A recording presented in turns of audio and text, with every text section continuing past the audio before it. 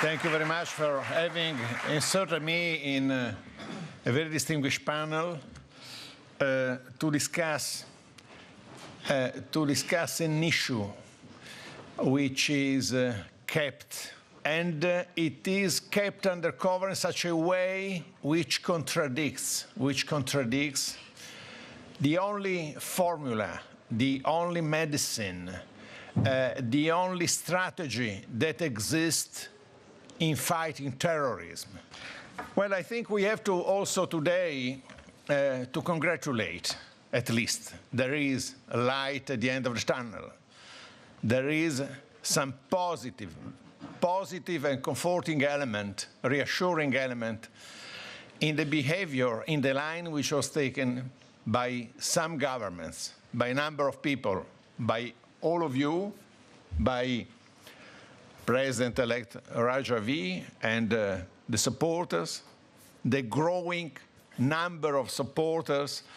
of the National Council of Resistance of Iran, a growing number of supporters that we can see in some European and some national parliaments in Europe,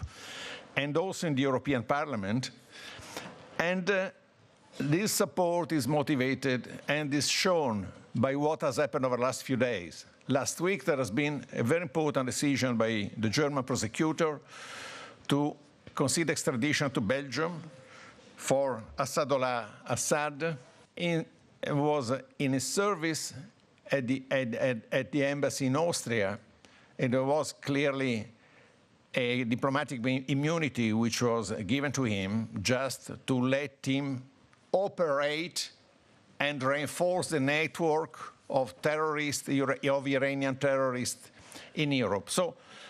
the very welcome news today is the fact that the extradition was given, was deliberated, and as a follow-up to that, the French government, and also to some extent from what I see in the British media, in the UK media, also the UK authorities, have finally brought up publicly this issue in clear terms, telling the fact to the readers of a number. I mean, I was very positively impressed this morning by this large, huge coverage by Le Monde. But what is coming out publicly because of these investigations is also the way the Iranians have construed and developed a network over the last many years, at least 10, 15 years, in France. And this is a story concerning le Centre Zahra, relais d'influence radicale de l'Iran en France. And this story tells you that there are not only terrorist organizations which are in the field in Europe, but there is a network of self-presenting association and cultural groups or political groups, human rights defenders, or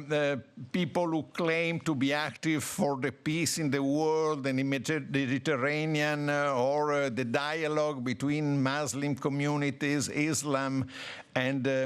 other religions in Europe. They are claiming that,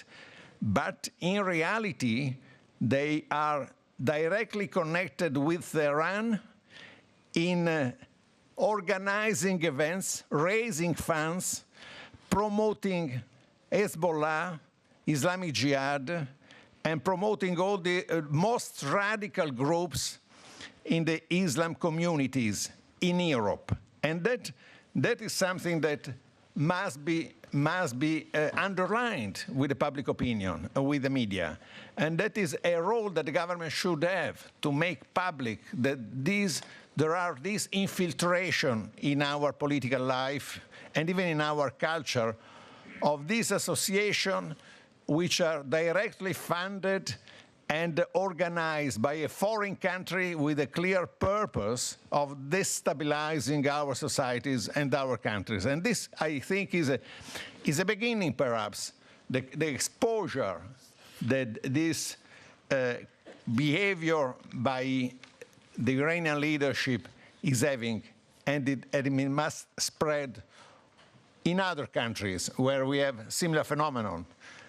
I am not revealing any secret by saying that there are similar organizations to the Zahar Center also active in Italy, in Rome, and in Cagliari. So what I can agree on with Madame Rajavi is that there must be a more effective and determined, much more determined position by the European Union, both in terms of interpretation, narrative, messages that we send to the public and that we send to the international community. And there is also a need of unity between the European Union and the United States, because it's only with unity, and the situation is so heavy